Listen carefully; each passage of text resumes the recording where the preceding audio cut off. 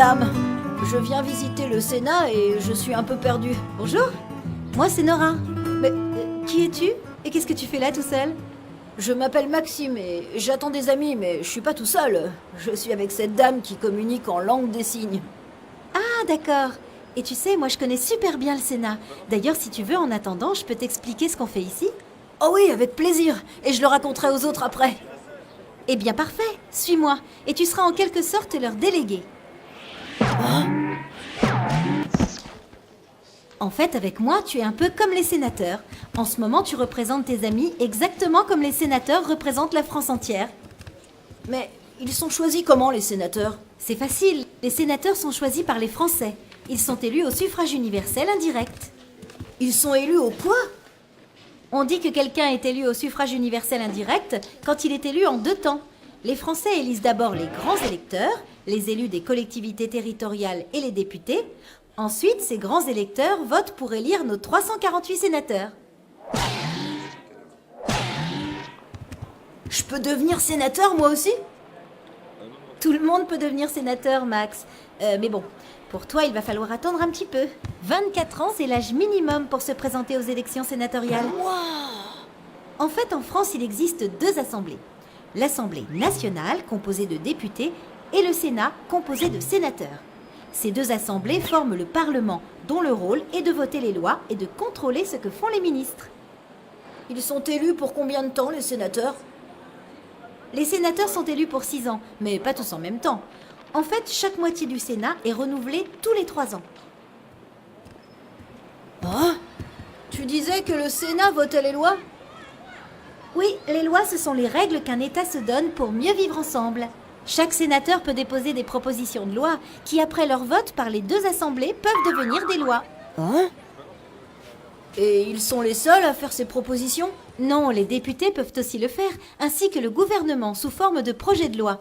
Mais d'où qu'ils viennent, avant son vote par le Sénat tout entier, chaque texte est d'abord étudié par un groupe de sénateurs que l'on appelle une commission. Viens, cette salle de commission est vide, on peut entrer. Ici, c'est la commission des lois, et il y en a 6 autres. Pour les finances, la culture, l'économie, les affaires étrangères, le développement durable, les affaires sociales, plus une spéciale pour l'Union européenne.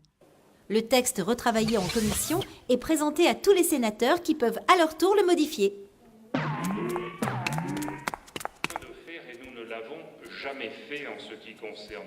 Environ 80% des amendements, c'est-à-dire des modifications proposées par le Sénat, sont retenus dans les textes définitifs. Après le vote des sénateurs, le texte est transmis aux députés, qui l'examinent à leur tour.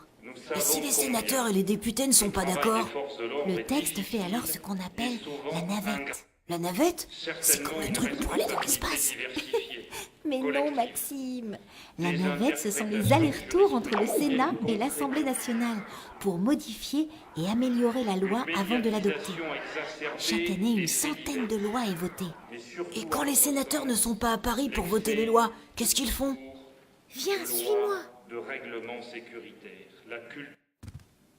Le reste du temps, les sénateurs sont dans leur département où ils sont à l'écoute des citoyens. C'est ce qui leur permet de bien connaître les problèmes des Français. De retour au Sénat, ils profitent de cette expérience pour améliorer les lois et demander des explications au gouvernement.